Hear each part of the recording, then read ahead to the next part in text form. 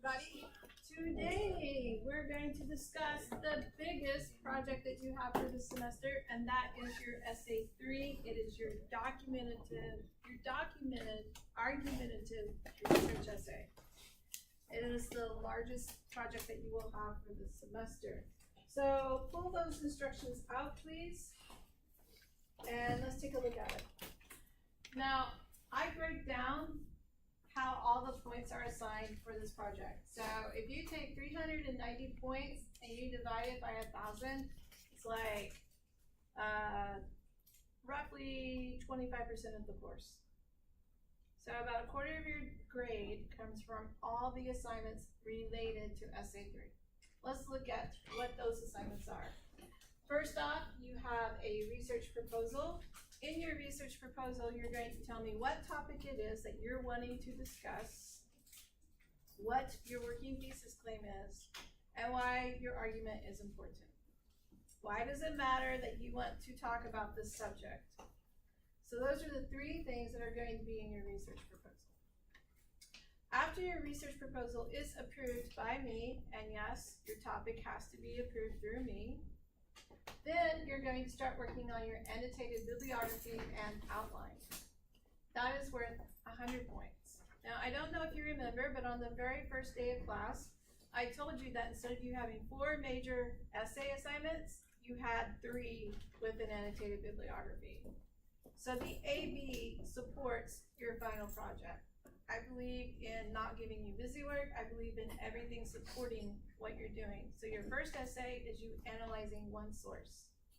Your second essay is you analyzing 2 sources. Your last essay is you analyzing multiple sources. And I want to give you time to analyze those sources. And so in order for you to do that, you do an annotated bibliography instead of a 4th essay. Does that make sense? Are you understanding the process to the course now a little bit better? Okay. After your annotated bibliography, you do have to have a rough draft. Now, if you look at the very top of the page, it will say essay body length, 8 to 10 pages. 75% of 8 pages is 6 full pages, excluding works cited, works referenced, and annotated bibliography. 6 full pages must be typed on your rough draft. You're going to upload the rough draft to the discussion board for that essay, and you're also going to bring in 4 printed copies to class. 1 for me, and 3 for the 3 peers that are going to review your essay and offer you feedback. So you're going to upload electronically, and you're going to bring in hard copies. The next thing that you're going to do is you're going to participate in 3 peer reviews. So Essay 1 and Essay 2, you only do 2 reviews. But Essay 3 is a very important essay. So I have you do 3 peer reviews because I want you to get plenty of feedback on your paper. Sometime between now and the time that your polished paper is due, and if you'll turn in your course calendar to week 16, you will see the due date for Essay 3. What is it? Turn to week 16 on your course calendar. 27. Say again, please check it. 20, well, sorry, wait. Wrong essay. Wrong essay? The 5th? I believe that sounds right. Let's scroll all the way down. Oh, I'm sorry, no, the 10th. That is the only word. Alright, so December the 10th is when your last essay is due. The reason it says 4 is because I was counting your annotated bibliography as 1 and I didn't go back and correct it. That's my bad. You can write a 3 there next to 4. I'm sorry. But, so I want you to think about this. Alright, your paper is due on the 10th. Final exams start on the 10th. I have 4 sections of TCC classes alone, excluding all the other classes that I do. In each one of these classes, there's a minimum of 20 students. So 20 times 4 is a minimum of 80 students. Yes, some of my classes are overloaded. Now you take 80 students times 8 pages, and you have how many pages? A lot. 640 pages. Minimum. excluding your works cited pages, your works reference pages, your annotated bibliography, and your outlines. Alright, so there, I could say already I'm gonna have 1,000 pages, because by the time you add all the other on there, it's gonna be 1,000. Now, if you look, when is your final? December 12th, right? So I have 80 students who are also going to be turning in finals. So I grade about 1,500 to 2,000 pages in less than 5 days. No work can be submitted late and no revisions are permitted. I mean, I'm pretty decent, but I am not all powerful. There is no way I can permit revisions of anything when it comes to that point in the semester. So that is why on the instruction sheet for the essay 3, you will find that no late submissions will be permitted and nobody will be permitted to revise their essay. Okay? This is also why you are required to have a conference with me regarding your paper sometime between now and week 16. Here's the deal. Don't all of you put it off until the last week, 2 weeks of school. Don't do that, because will there be enough time for me to meet with everybody if I have 80 students? No. It ain't gonna happen, right? No. It's not gonna happen. I'm gonna be busy grading. Cause look, I have to comment on your ABs, I have to comment on your rough drafts, I have to comment on your peer reviews, I have to do your conferences, I have to grade the final papers, and then I have to grade your finals. So there's only so many hours in a day, yes? And you do want me to get some sleep because you don't want me to be cranky, right? What's our final? Huh? What's our final? You'll find out. I have to wait. Sometimes they tell me, you have to do this final, and then sometimes they tell me, oh, it's your choice, you can do whatever you want. And if I tell the students that I get to choose it, and then they go back and they change their mind, and say, oh no, now you have to do this, and the students are all mad because they're like, well, you said you're gonna decide with the finals. So now I just say, you'll find out. Something, right? So you have to participate in every step of the submission process in order to receive a grade for your paper. Did you hear that? Every single one of those steps have to be submitted on time in order to receive a grade for your final paper. And your final paper is worth the most out of any assignment in the course. Let's say that again. You must submit on time. School is your job.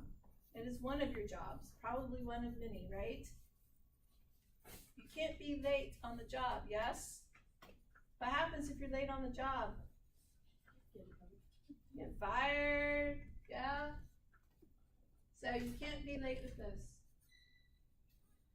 All right, any questions about the parts to this assignment? Are you good so far?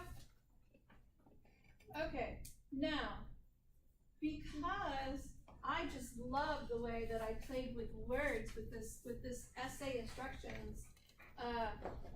We're going to read the essay instructions together as a group. So we're just going to take turns going around the room, reading from this sheet. So please make sure you read loudly, because I'm recording this lecture so that you can go back and reference it later in case you have questions. And we all want to say thank you, Tess, for recording the lecture. Everybody say thank you, Tess. Thank you, Tess.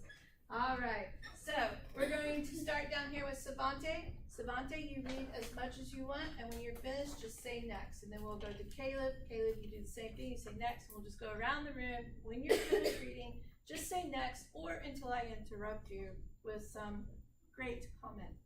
All right, Savante, you're up. Are you a heroic writer when you prove your worth as a writer? You are being tasked with a heroic writing journey. Leave your base knowledge of your chosen topic. Go garner additional knowledge by listening to other tales of facts and synthesize your newfound information into a heroic, argumentative essay. Thank you, Savante. So, prove your worth. Prove to me that you have learned how to argue this semester, right? That is the purpose. There's your purpose. All right, Caleb. Like any heroic quest, which requires smaller victories to win the battle, you must also complete smaller assignments to vanquish your research essay. First, you must propose a research topic to your reigning queen, the professor. Which is me, right? The research topic must must contain a well-composed paragraph that is comprised of working thesis, research questions that you want to answer, an explanation that convinces your reader why your research matters, and 3 source annotations that demonstrate you have sought out others' opinions.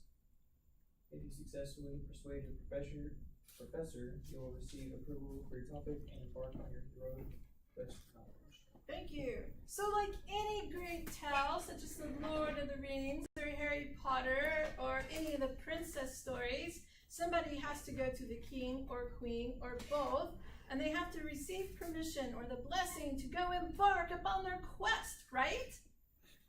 Well, I am the queen of my classroom. So you have to receive my permission for your topic before you go garner new knowledge, right?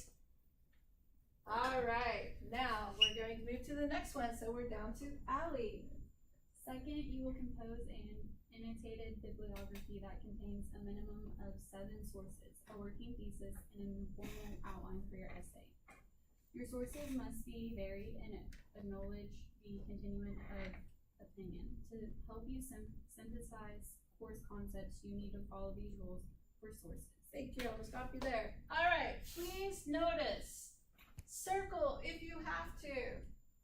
You have 7 sources for this essay. 7. You are going to submit an informal outline with your annotated bibliography, and your sources must acknowledge the continuum of opinion. Now, we've been discussing the continuum of opinion this semester, and where does your opinion lie on the continuum? Yes, Dariana, it is the positive side. Where is the opposite of you? It is the negative side. What is in between here?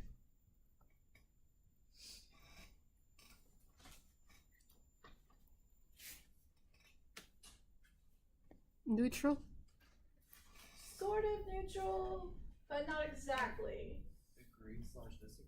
Yes, so you agree with part of it, but you disagree with part of it. In this assignment, you have to have a source that you use positively, you have to have a source that you disagree with, and you have to have a source that you agree with part of it and disagree with another part of it. I am looking for all 3 ways of using sources in your essay. Now, out of those 7 sources, this is how those sources are broken down, and you need to pay attention to this because if you don't, it will affect your grade.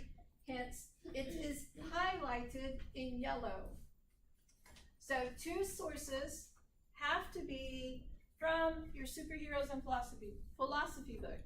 That does not mean you have to write about superheroes. You can use philosophy from this book for any topic. Okay? So maybe you don't want to write about superheroes, maybe you want to write about something else. There is plenty of philosophy in here to support your argument. So 2 different essays from your superheroes philosophy book. 1 source must either be an assigned reading, film, or television show in this course. So do you remember the last time we met and we watched all those movie trailers? Mm-hmm. Those would be a source that you could use for your paper. Like the whole movie? Yeah, the movie or the movie trailer. So any movie that I reference, any TV show that I reference, anything that I use within my classroom, podcast, blog, whatever it is, that becomes a source that you can use for your paper. So if I was taking notes in my classroom, I would keep writing down what those movies are that I reference, or what those podcasts are, the blogs or vlogs, or whatever it is that I reference, because you can use it as one of your sources. Then, 4 sources must be new. They cannot be anything that I've assigned in class, that I've talked about in class. They have to be new. Out of those 4 sources, 2 have to be peer-reviewed sources. Now, if you didn't learn about this in Comp 1, you will learn about this in Comp 2, and the librarian, when we go to library orientation for our next class, is going to thoroughly discuss what a peer-reviewed source is. It's imperative. You have to have 2 for this essay. You can use one website that is pertinent to your argument. One website that's pertinent to your argument. Now, when I say pertinent, when we think about pop culture, there are very things that we could talk about. We could talk about art, we could talk about music, we could talk about dance, theater. I mean, there's so many different things we could discuss. So maybe you're talking about cheerleading, all right? So if you go to the National Association of Cheerleading website, that's going to be pertinent for your paper, and they're going to be considered a credible source for your topic. However, that wouldn't necessarily be a credible source for somebody who's talking about hunting, right? Do you see where I'm going with this?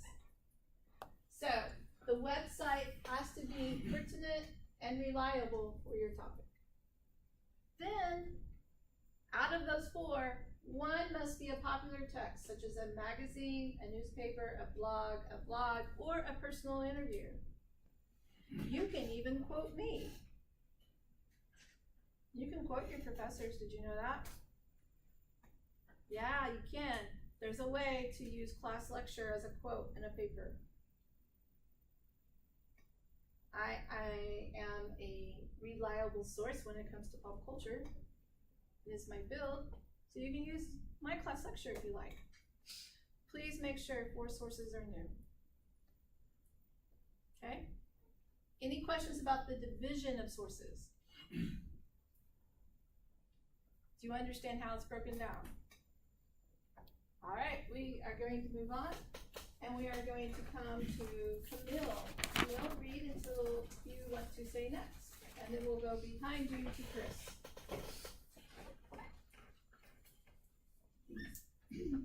These varied sources total 7. Keep in mind that body paragraphs should contain at least 1 quote. This quote can vary in length from a couple words to a few sentences. Do not break the community rule for citation usage. You cannot exceed 20% quote usage for your essay. Otherwise, your essay is considered plagiarized. Please note, all sources used for this essay must be sources that you have not used for previous heroic quests, rhetorical analysis, or comparative analysis. This is a new quest, and you must use new materials. You cannot use Wikipedia as a source. All sources must be academic, credible, reliable, and accurate. Thank you, Camille. So, every single body paragraph must have a quote. Now, body paragraph is separate from an introduction and a conclusion, right? So, every single body paragraph must have a quote. Now, let me see, the last time or the time before that, I talked about the 3 different ways to use quotes. This dry erase marker is dried up. This one's almost dry, and I don't know if I have one in my bag. Let's see if this one will work any better. Okay, so 3 types. First, there's the quote nugget. The quote nugget is simply where you just take less than a sentence and insert it into your argument. Then there is a quote that is 1 to 4 sentences in length. And then there is a quote that is 4 or more sentences in length.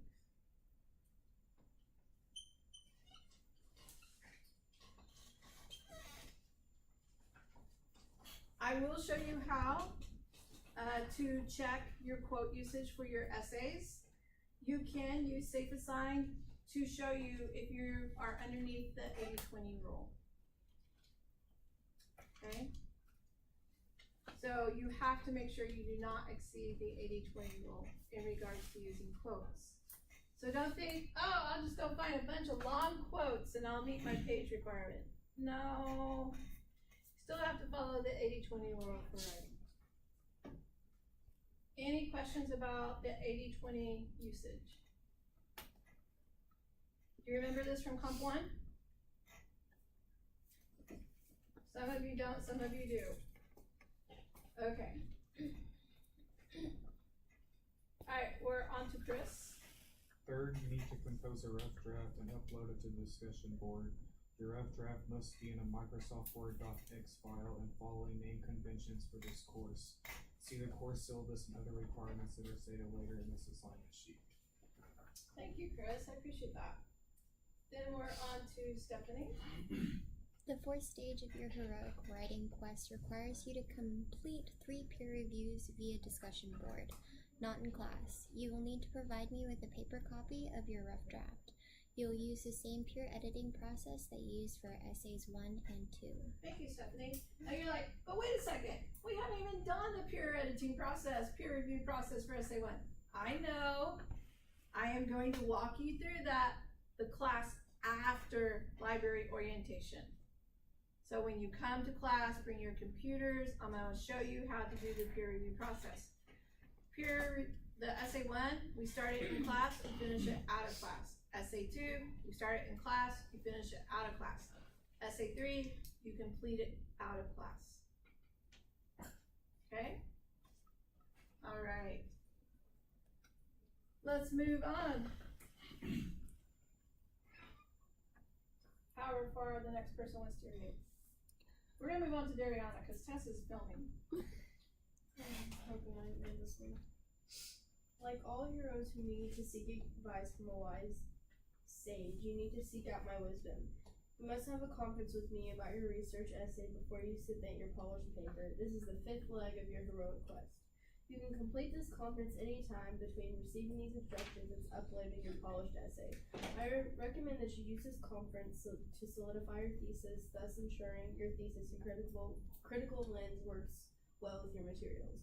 You can also use this conference to ask me questions about grammar and mechanics, research issues, and writing obstacles. Conferences are limited to 10 minutes.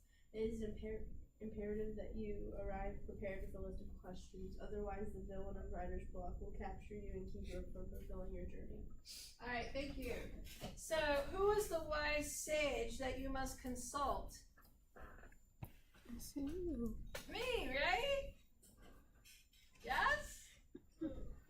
And you can also go consult the Writing Center for help. They are wonderful, wonderful people. I cannot sing their praises high enough. The Writing Center tutors, they're composition instructors as well. So they can help you, but you need to bring the instructions, okay?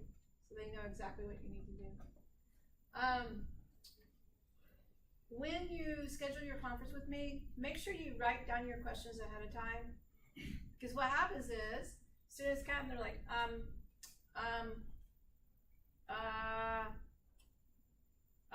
and they're doing this for 3 minutes. I don't know what to ask. 5 minutes. I still don't know what to ask. What villain got a hold of them? The writer's block got a hold of them. We don't want to waste your time or my time, right? Isn't your time valuable? Yeah, your time's valuable. So make sure you write down your questions. It does help that you have something written on paper because it helps you gather your thoughts. You can meet with me more than once. You can meet with me as many times as you want, but you have to meet with me at least once. That's what I'm here for. I will help you. All right, so now we're moving on to the 6th leg of the journey. The 6th leg of your journey is victory. Upload your polished essay to Blackboard for grading. Late submissions will not be accepted. Like all heroic journeys, be sure to celebrate victory. Prop your feet up and regale your listeners with your writing battle tales. Enjoy your favorite food and drink. Don't forget to share it with those who are listening to you. Like any tale of battle, don't they sit in the halls and toast their drinks and sing songs and talk about how they vanquished their enemy? Yeah, they do. And most students will tell tales of woe regarding the papers that they've been assigned by their professors. Can't tell me otherwise. I was a student once, and I sit out in the common areas and lip read to students. I know this happens. So you can go tell woes about how Professor V assigned you an 8-page paper, and you finally got it finished, right? Post to Facebook. I finally finished my 8-page paper. I can't believe this professor made me do this. Yes? Oh, come on. I know how the world works. But seriously, after you upload, you need to celebrate. This will be a major writing assignment that you've accomplished, and you'll be ready to write those major papers for your major courses. Okay? So enjoy it while you can, because the next paper will soon come along. Now we're going to talk about assignment, purpose, and audience. So remember, when you're constructing an argument, you need to consider who your audience is, what your purpose is. You need to have a wise claim, subclaims, evidence, appeals, reasoning. Yes? So let's read about this. So now we're back to Kanani. Did I get it right? Yeah. Awesome. I've been studying the rhetoric of identity in American popular culture for this course. To support your learning process, you have read fiction, nonfiction, and poetry, as well as viewed many films related to this topic. In fact, the majority of this course has been devoted to reading superheroes of philosophy, truth, justice, and the Socratic way, which has presented philosophical concepts alongside many social issues such as the concept family and friendships, the social issues related to gender and oppression, and the search for political identity and self-actualization, as well as the Connotations. connotations related to this heroic. You got probably one of the most filled paragraphs out of the entire essay's instructions. Okay, so philosophy, social issues, family and friendship issues, social issues related to gender or oppression. Okay, what is self-actualization? What does that mean? That one. Does anybody remember Abraham Maslow's hierarchy of needs? Say again? Yeah, so part of self-actualization is happiness, for sure. What else is part of self-actualization? Becoming like in harmony with yourself. Yes, that's also part of it. Becoming in harmony with yourself. So self-actualization is where you start to understand what your own identity is. What brings you happiness? What are the things that you're needing to work on to improve the happiness in your life? And also, whether we like to admit it, what our faults are. We all have faults. Sometimes we'll admit it and sometimes we don't. Self-actualization means that you can recognize it. And it also means that you're working to change it. Because some faults can be changed. Other things I think are just our core identity that we don't learn to balance. Such as being too helpful, right? How many of y'all have ever been that doormat that somebody tries to use all the time? Oh yeah. Oh yeah, especially as a teacher. Can I please have an extension? Can I please? And 75% of your students want an extension. What does connotation mean?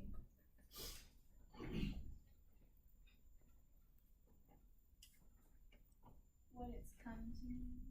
Yes, so the implications, what it's, okay. If you imply something, there's a nuance. Do y'all know what nuance means? I think I need to go to the internet. I think y'all need to see a definition. Because you're giving me blank stares.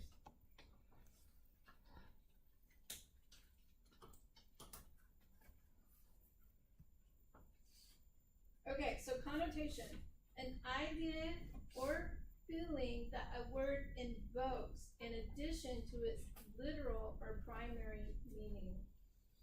The word discipline has unhappy connotations of punishment and repression. It is also used in philosophy. The abstract meaning or intention of a term which forms a principle determining which object or concepts it applies to. So I'm going to give you an example, and I know this is a very crass example, but I'm going to use this example. So there are two sexual terms that are used quite frequently in our society. One is slut and one is stud. Each of these have connotations. What does the word slut connote about a woman? She sleeps around. But is it like she has a healthy sexual appetite, or that she's just like an easy mark and doesn't really give a care about herself? Doesn't give a care about herself, right? So if somebody calls a woman a slut, do they think highly of her? Oh, absolutely not. And all the men are afraid to say anything. Their heads are not moving at all. It's only the women who are saying something. Okay, now let's go to the term stud. A man gets called a stud, and what does it mean?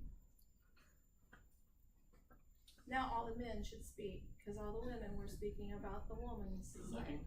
Huh? Good looking. Good looking. Good job, Jake. Yes. What else? Scores a lot of girls. Scores a lot of girls. Now, see, scores has its own connotation, right? Are you saying that studs are players, people who play on women? Possibly. Okay. What else does stud mean? Charismatic. Yeah, very charismatic. Has a charming personality, right? If we call a woman a slut, are we saying that she has a charming personality? Well, I mean, Come on, offer some opinion here. Jacob, I saw you talking. well, the idea that she sleeps around is, I mean, like, I feel like the connotation of that would mean that she does have a likable personality. People are attracted to her for a reason. Interesting. I've never had somebody argue that out of all my years of teaching. but I mean, there has to be something appealing about her for her to be. Sorry, I sound awful. Well, it don't have to be her head. It doesn't have to be her head. Wait, hold on. I can't. Wait, say it again. It's kind of like the term succubus. Like that doesn't mean that it's like a good thing either. What word are you saying? Succubus. Come here. Like, Do you want me to write it down? Succubus. Yes, I want you to write it down. I have no idea. I can't lip read you. How do you spell it? S-U-C. it's like the sex demon. All right, hold on. S. I can't see. You. SUCC. UV. A female demon believed to have sexual intercourse with a sleeping man. But no, he's talking about like a girl being charming and charismatic and stuff. And I'm saying like that could be like manipulative. Like that doesn't necessarily mean it's like a good. Welcome to college. Ah! Now I have to go find how to say that word so I can lip read it the next time. Succubus? Yes. Yep.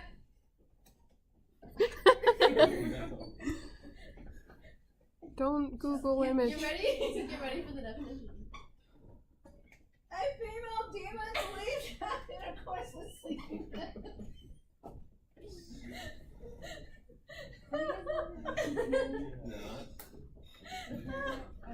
You never know what you're gonna talk about in my class. Oh wow, that is like, wow, okay. How did we get there?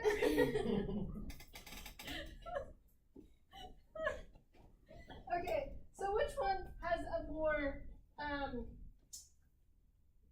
positive connotation? Slut or stud? Stud. How many of y'all vote that stud has a more positive connotation. 1, 2, 3, 4, 5, 6, 7, 8, 9, 10, 11, 12. Okay, how many of you read that slut has a more positive connotation? That means some of you didn't raise your hand. Well, you all agree that stud has a more positive connotation. So now you know what I mean by connotation. So this entire semester, I'm going to be challenging you to understand philosophical concepts and issues related to all these topics, as well as the connotations related to the heroic. So there are many connotations to the heroic. Now, way back in the day, it's more like the instructions to this paper. There's a king, there's a queen, there's a knight, there's all these people. It's way back in fairy tale land. But the heroic has changed. And we're studying the modern definition of the heroic, right? So now, we no longer have to be superheroes in spandex and tights and flying around in the sky. Yes, we can be firefighters, such as we have down here on the front row. Thank you, Caleb. We can have soldiers, such as one of my friends who just came back and is now at Fort Hood, and I'm so excited. I cannot wait to see my friend, right? We can have doctors and nurses, teachers. Yes? So, what are the connotations to the heroic? That is what I am asking you to consider. Now we're on to Barrett. Write a college-level argumentative, research-based essay. This essay must be at least full 8 pages, not including the works cited or annotated bibliography. This essay should incorporate information from at least 7 scholarly/credible sources and discusses themes, concepts, or rhetoric related to American popular culture. As you have learned from class readings and lectures, an argumentative research paper must have a claim and subclaim. Your argument must use a critical lens to solidify your argument. A well-rounded research paper will maintain a critical lens as well as clearly articulate the continuum of opinion regarding the topic. This means you present your claim/argument/opinion as well as others' opinions regarding your topic. Be sure to use your sources positively and negatively. In other words, demonstrate how you agree, disagree, or agree and disagree with sources. Convince the reader that your argument matters and is valid. Hearers must convince the masses that their tales are worthy of sharing.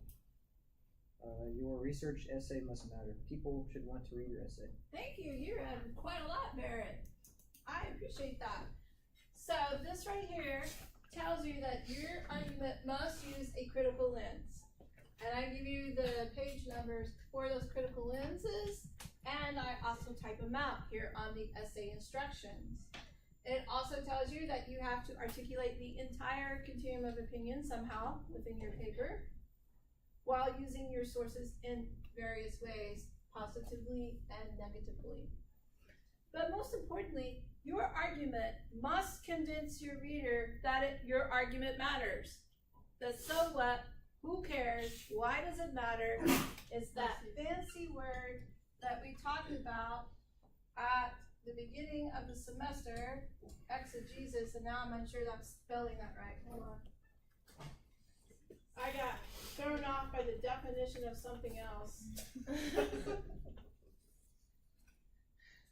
I did spell it right, thank goodness. Exegesis. So what? Why does it matter? Why should I care?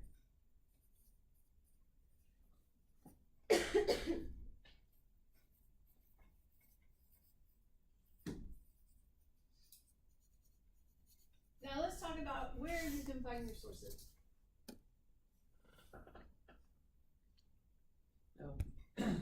Whichever topic you choose, you should select appropriate academic sources from the TCC Library, Google Scholar, or other reliable sources. You also may reference the journal or popular culture, cinema journals, or other related websites. I strongly urge you to use these journals. They're valuable resources in the popular culture and film. Read these sources carefully, take notes, and formulate well-informed conclusions about the topic based on your research source. Inform quotations, paraphrase, and summaries. This should be integrated smoothly into your writing document correctly according to your MLA format. Thank you very much. Okay, so let me ask you this silly question. How many of y'all like to be involved in a hit and run accident? Anybody like to be involved in a hit and run accident? No, you don't, do you? So don't do hit and run quoting in your essays. We want to make sure that we use a quote sandwich method, and your textbook calls this framing your quote. Now, a quote sandwich is simply this. You lead into your quote, you state your quote, and you explicate your quote. Explicate is a fancy word that means you're going to explain how your quote supports your argument. If you commit hit and run quoting in this essay, your grade is going to start to go down. Because you're in Comp 2, you should know how to use quotes, okay? All right, so let's move on to how to plan and draft for this essay. Now we're to Jake. Once you have your topic, you should complete preliminary research to see what experts say about your topic and to narrow your focus even more. You will write a short research proposal that presents your research focus, a tentative thesis, or research questions. In an annotated bibliography, can't say that word. See the research proposal handout. Thank you. Now we're to Jacob. You will need to spend a great deal of time reading, evaluating, and synthesizing information from your different sources. To demonstrate your engagement with sources, you will submit an annotated bibliography. Class assignments and readings from the course text will help you outline, draft, revise, and edit your essay. Good job, thank you. So, you're like, why do we have to do the annotations for the superhero textbook? Well, now you know, right? But you have to use 2 sources from your textbook in your final research essay. So if you've already written your annotations, you're not gonna have to be sitting there thumbing through your book trying to find 2 different sources that you can use. You've already completed that part of the work. Now we're moving to the back row, and I think it's Hannah back there in the back. There are many ways to approach this essay. Use your primary source, superheroes and philosophy, truth, justice, and the Socratic way, and determine a lens/theme that you want to research. Thank you. Hold on. So, as you've been learning from this course so far, every text has more than one theme, more than one topic, and more than one issue.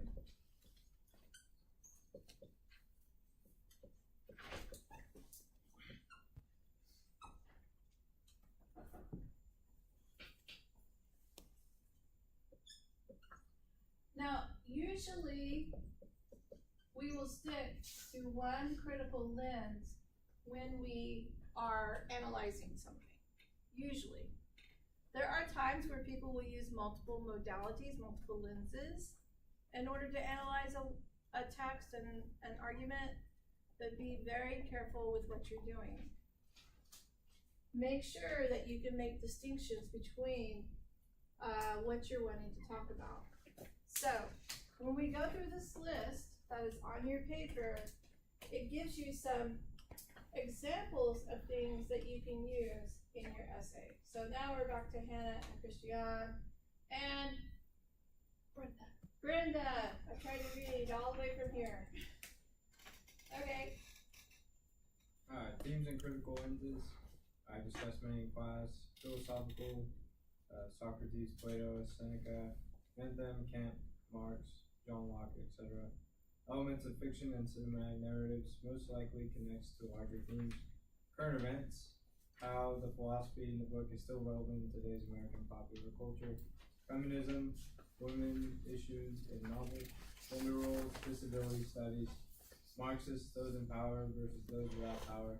Psychoanalysis, conscious dash the unconscious. Religious, references to certain beliefs. Rhetorical, arguments made by novel and or authors. Sociological, society as a whole, in novel or in reality. Political, formal minimalist, and most likely a combination of the above. Alright, so I even tell you that you're probably going to interweave these together. And the interweaving of these things together is called interdisciplinary.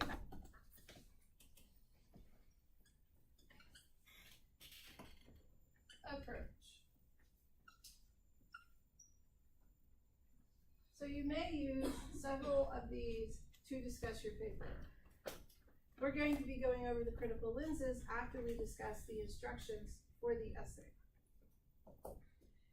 Now, yet again, I put what type sources you have to have in the paper, and they're listed in 3 different places in the instructions, so we are not going to go back over the sources. We are going to review the requirements for this paper because usually by this time you're checking out on me. So let's review the requirements for the paper. Read as far as you want, Brenda, and then we'll come back down here to Savante. So state clear thesis claim and reasons for your claim. Your thesis, subclaim, evidence, warrants, and assumptions must support your chosen critical lens. Use MLA format. Compose 8 pages, not included works cited or annotated bibliography pages. Sources should not exceed 20% of your essay's body paragraphs. And text citations, works cited page. These are sources that you cited in your essay. Work reference page, these are sources that you read, viewed, or listened to from your assignment, but you did not cite the source in your essay. Annotated bibliography, these are all sources that you are consulted from your essay. You created an annotation for each source, thus permitting you to track the continuum of opinion. The AB provides your reader with more detailed information about your source. I'm gonna stop you there. Thank you very much. Okay, so I want to clarify the difference between several of these things. A works cited page is where you have inserted a quote into a body paragraph and you have to cite that source. So the things that are cited in your paper go on your works cited page. A works reference page is different. You're going to read lots of things, view things, listen to things. Just because you didn't put a quote in your paper didn't mean you didn't reference it for this essay. So anything that you reference, anything that you read, see, listen to, would go on your works reference page. Your annotations is where you're writing about the things that you are consulting while you're doing your research. They are 3 different things, and at the end of these instructions, I show you how to organize your submission so that those will be very clear.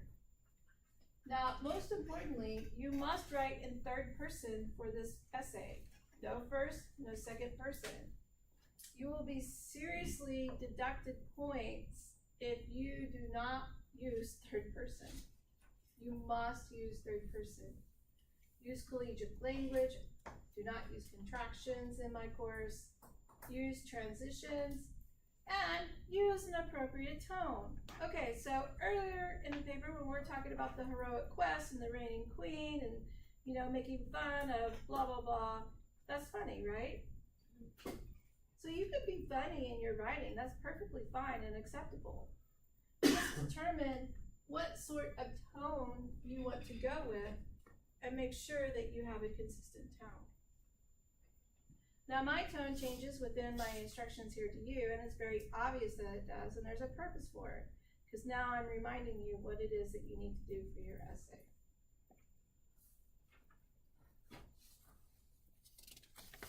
Then you also want to employ patterns of development. This is the modalities of writing. These are things like description, process writing, comparison and contrast, definition writing, example writing.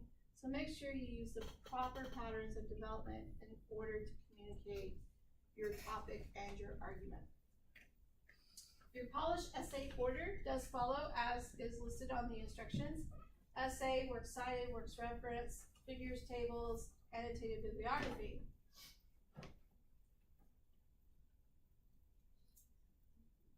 I tell you that the MLA requirements are the same as they have been for any other essay. I even state how to name your documents for submission. And as I have said earlier, there are no late papers accepted, no revisions are permitted, and there are significant penalties for failure to follow instructions.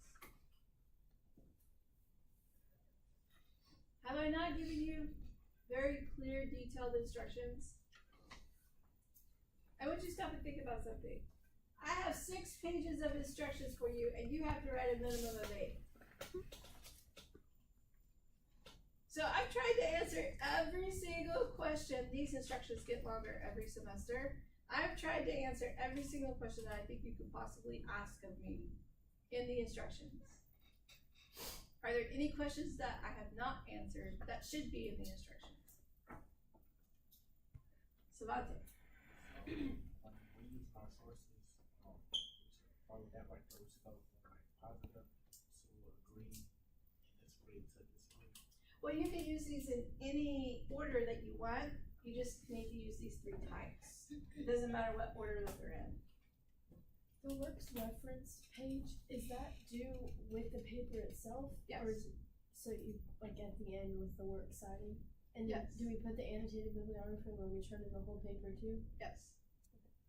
Yep, we're getting to that. Good question, Dariana. So yes, you do submit your essay, which you can see right here as the start of the essay.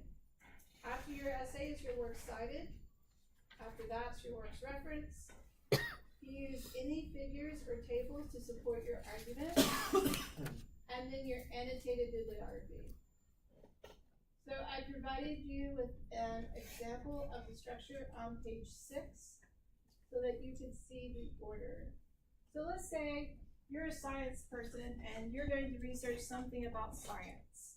So one semester I had a student who took all the Iron Man movies and decided to argue whether or not it was ethical to show the weapons that we use to defend our country in the movies. He actually went into some government research facilities, did some interviews, pulled all sorts of patents and everything. So he had some tables and some figures in his paper. So he had to create citations for those. And he had to label them as well. It was a really awesome paper. Probably one of my favorites. Yes? Okay, so the annotated bib, like itself, is due November 20th.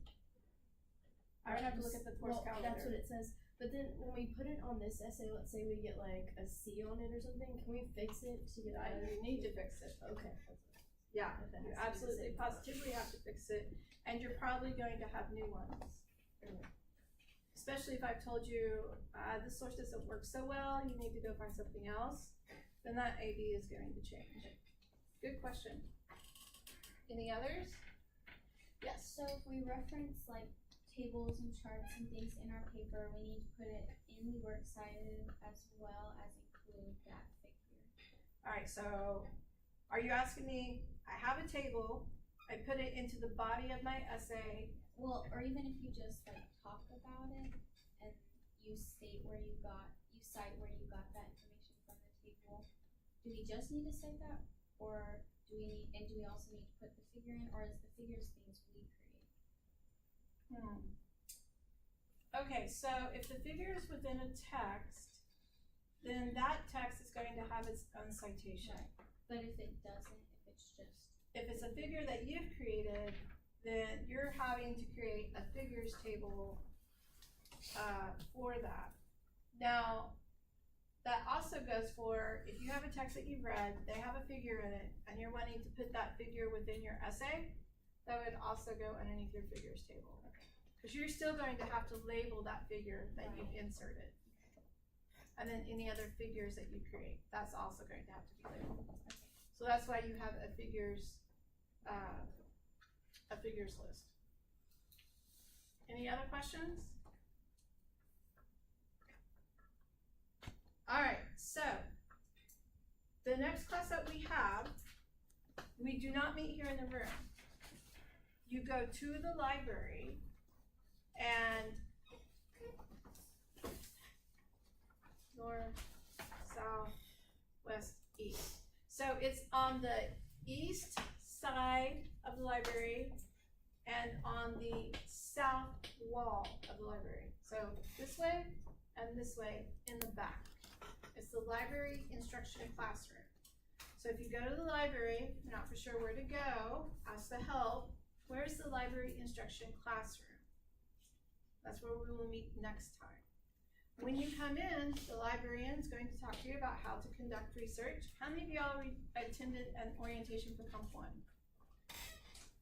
Some of you, but not all of you. Okay. So in a library orientation, they talk to you about databases, they talk to you about EBSCode, about a whole bunch of other things. But for Comp 2, they tailor their lectures towards what the professor is asking you to do for your research. So she's going to help you figure out how to navigate pop culture stuff. If you have an idea, hey, I'm kind of interested in this, but I'm not for sure yet, you can use that idea during your class time. She's going to have you pull sources and email it to yourself. So come ready to work. Don't make it a blow-off time. Make it, hey, I think I might be interested in this topic, so while she's showing me how to navigate this, I'm going to put this topic in, I'm going to see what I get back. Does that make sense? Okay. Any questions about Essay 3? Are you overwhelmed now? Yeah, I can tell. I see it on your faces. It's okay. You have 12 weeks. You have 3 months. 3 months to complete it. Okay? And that's why I give it to you early, so that you can talk to me. So that you can meet with me multiple times if you need to. So this can be completed. Okay, now for today, we are discussing critical approaches to literature. So if you will turn in your book to page 270.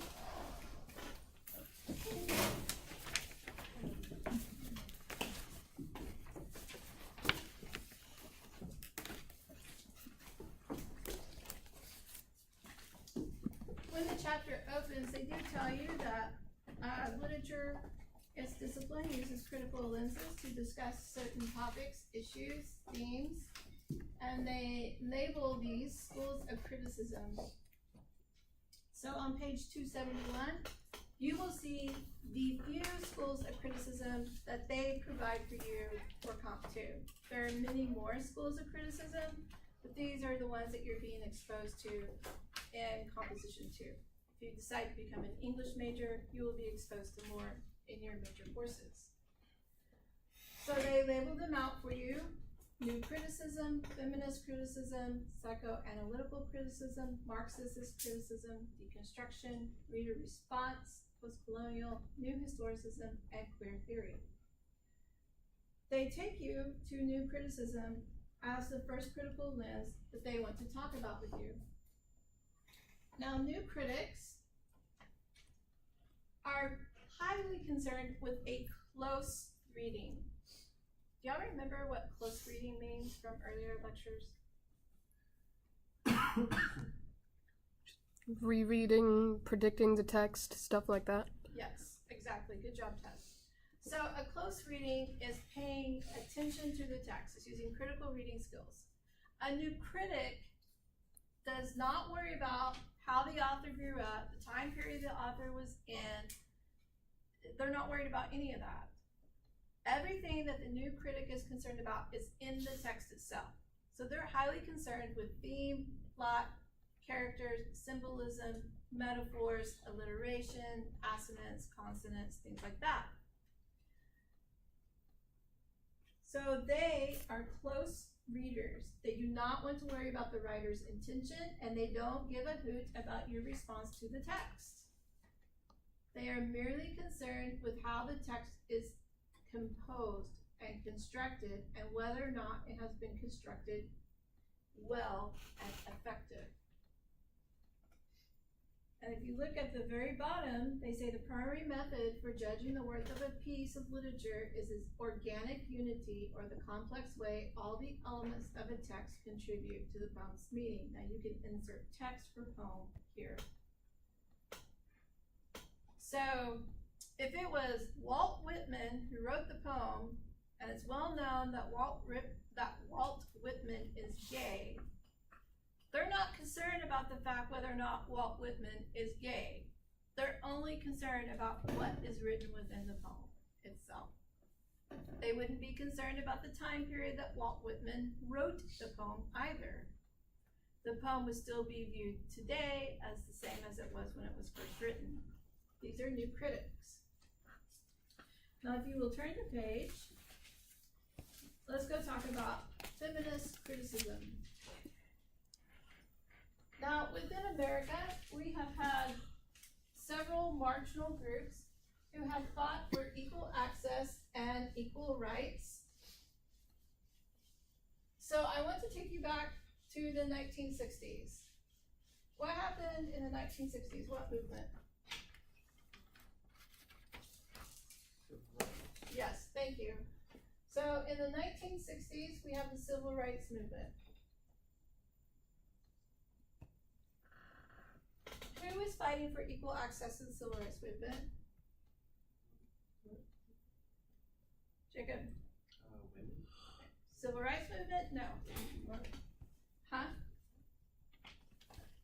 Black people. Martin Luther King, I Have a Dream. Okay? Now, we're going to move forward to the 1970s. And in the 1970s, women decide, you know what? I don't have the same amount of pay or the same amount of benefits as women. So these women became called feminists. Feminists fought back against the patriarchal order in which a woman is supposed to stay home and raise the children and the man is supposed to work the job and provide the income. After the 1970s feminist movement, in the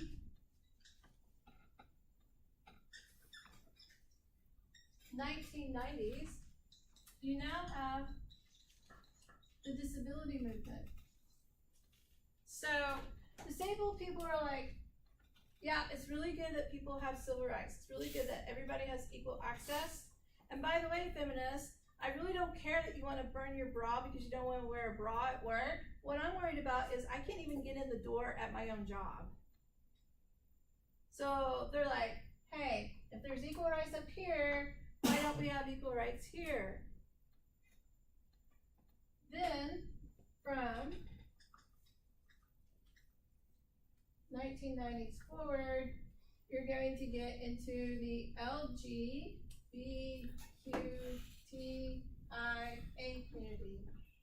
That used to just be called LGBTQ, and now we've added TIA onto this, but in literature, we call this queer theory.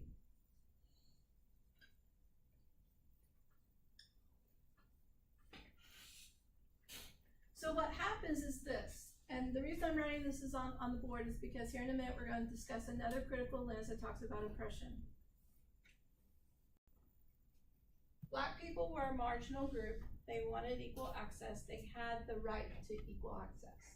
They fought for it in the 1960s. We're seeing this battle go on for access and the end of oppression. People start talking. Well, among those people talking are the women. And the women are like, man, why do I have to stay home and raise the kids? And why is it I only get paid 50 cents of every dollar that a man gets paid? And why do I have to wear a dress and high heels and a bra to work? They're asking all these questions. They're like, you know what? It's unfair. So literally, this is where we get the bra burning. Y'all know that term? Some of you do, some of you don't. Literally, they have bra burning in the streets. Okay, this is when we had the halter tops and the tube tops that became very popular. Y'all know what I'm talking about? Yes? I don't wear heels. I wear tennis shoes. We're still expected to wear heels, and I don't wear them. Do you know in England, women will get fines if they don't wear hose and heels to work? No, thank you. I do not want my back to hurt. So feminists are like, hey, why are you telling me what to wear? You're not telling guys what to wear. So they're fighting against it. But honestly, guys were being told what to wear. Ties, suits, right? Those shoes that are dress shoes that hurt your toes really bad. Come on, guys, you know what I'm talking about. Not gonna show me any kudos up here, huh? And then the disabled people are like, man, if women can get equal pay and equal access, I should get that too. And so they had something called the capital crawl. Capital crawl. Black line doesn't work. And this literally shows disabled people out of their wheelchairs, crawling up the steps of the Capitol, fighting for equal rights, equal access into buildings. And this is when we started mandating that we have the electric doors, that we start having ramps, that we start having curb cutouts, things like that. Now, within this group right here, they also start talking about equal access on film, because these other groups have also been talking about equal access on film. That's why Black Panther is such a big deal right now. It's the first time where most of the cast is all black. Coming off the disabled group, we get into the LGBTQIA community. And they're like, look, I should be able to have the right to adopt a child, live where I want to live. I should be allowed to be legally married. My partner should be allowed to be on my health insurance. It's not fair. You're taking your heterosexual normative and oppressing me with it. What do you think will come next? What do you see happening in culture? What do you think is the next group that's starting to speak out?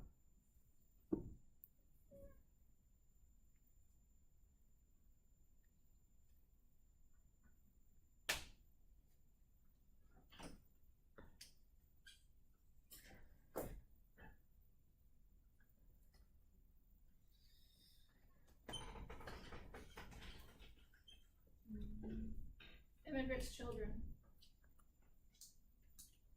There are children who have been born here in the United States, but their parents are illegal aliens. And that has been a hot topic of discourse for about the last 7 years. Really hot underneath Obama's administration, and even more so underneath Trump. Because what did Trump do? Build the wall. Build the wall. Say again? Build a wall, right? So I'm pretty sure at some point in time, we're going to have a new critical lens that will come up, but our discipline has not caught up with that. So right now, if you wanted to talk about immigration, you would need to go with the post-colonial critical lens, which I'll get to here in a minute, okay? So feminist criticism is more concerned about overthrowing the patriarchal point of view as the standard for moral, aesthetic, political, and intellectual judgments. Used to be only females could be considered feminists, but now males can be considered feminists as well, and they are all interested in gender studies. Now, gender studies is separate from sexual orientation. Gender studies looks at why do we view people as male and female, and what things do we force people to do to be considered male and female? Why is it appropriate to buy pink for a girl baby and not blue? Why are boys not supposed to wear pink? Why are girls supposed to have long hair and men are supposed to have short hair? Why are these gender expectations and cultural practices forced upon us? These are the things that feminists look at. Any questions so far? Okay, so let's move into psychoanalytical criticism. Okay. Psychoanalytical criticism, I'm going to admit, is my least favorite critical lens. Here's why. I don't like Freud. I don't tell you very often what I like and what I don't like, but if you like Freud, more power to you. Be a Freudian all you want. I'm just not a Freudian. Here's why. Sigmund Freud argues that as a little boy, when a little boy realizes that he and his mama don't have the same parts, it hurts the little boy and wounds him for the rest of his life. He's scarred for the entirety of his life. I don't believe that's true. We have plenty of healthy men in our society. Nevertheless, Freud decided that there were 3 parts to the mind: the ego, which is the conscious self, the superego, which is what culture has taught us is good and bad, and then the id, which is the unconscious, and the unconscious is what drives our sexual urges. The part that I do like about psychoanalytical criticism is the part where we believe that literature is kind of like a dream. Okay? And that is filled with symbolic meaning, and it's up to us to interpret that meaning. Now you'll see this a lot in our movies with the flashbacks and the flash forwards. That would be a Fordian psychoanalytical critical lens. Okay? Any questions about that one? You look like you're bored. Let's talk about Marxist criticism. It's at the very bottom. Society is propelled by its economy, and it's manipulated by its class system. The rich stay rich and the poor get poorer. Have you ever heard that term? That is a Marxist viewpoint. If you look over on the next page, it says, the false consciousness about history and material well-being prevents workers from seeing their values have been socially constructed to keep them in their place. What most interests contemporary Marxists is the way ideology shapes our consciousness. And since literature both represents and projects ideology, Marxist critics sees it as a way to unmask our limited view on society structure. So Marxists believe that literature permits us the opportunity to discuss our ideological constructs and change those that are harmful for the better. It's all about the money and who has power. That's Marxism. Money, power. Money, power. Money, power. Does that make sense? These are very short definitions. They're not full definitions, and if you want to know more, I'd be happy to discuss them with you, or you can Google them and find out more. Deconstruction is not considered a critical lens. It's only considered a critical movement, and it was started by Jacques Derrida.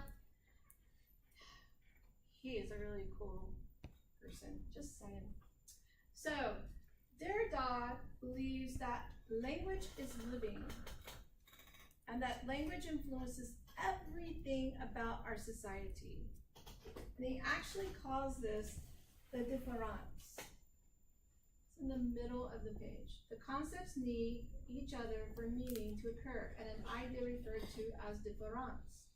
Derrida also notes that language, far from being a neutral medium of communication, is infused with our biases, assumptions, and values. Remember the term about sluts and studs that were the whole conversation we had just a little bit ago? This is a deconstructed point of view.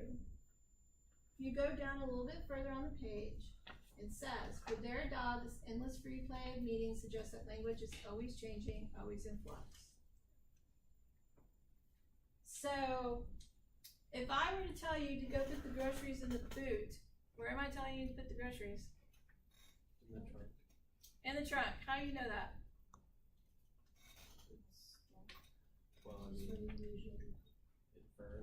Inference.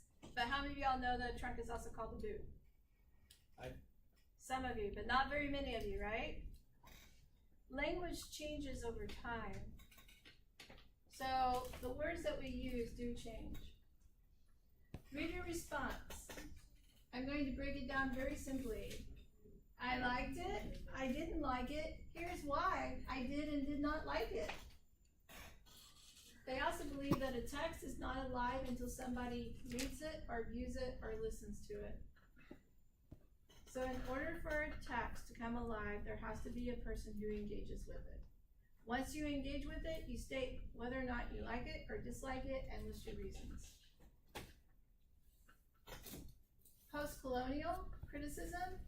The reason I listed all these movements on the board is for this. Post-colonial criticism is this.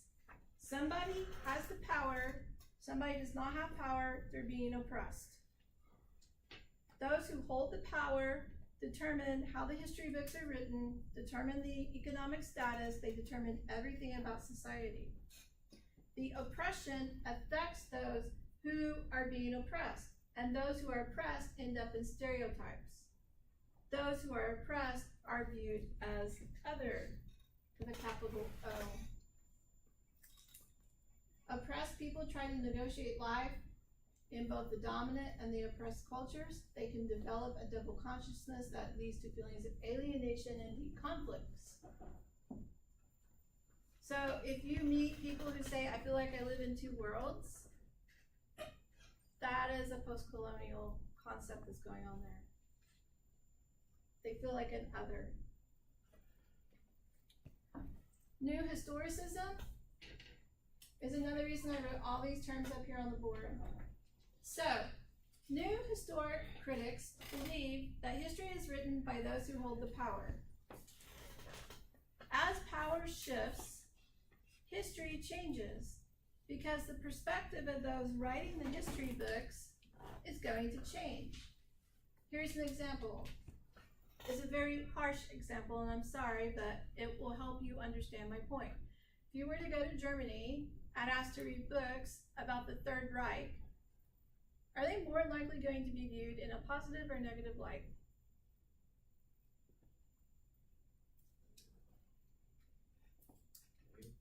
No. In Germany? If you go back into their back history books, not current, back. Maybe I misunderstood the question. Alright, so you go to Germany and you ask to see their very old history books. Is the Third Reich going to be positive or negative? Oh, well, positive. Yes, it's going to be positive in Germany. But if you were to be in America and ask for those very old history books, is the Third Reich going to be positive or negative? Negative. Negative.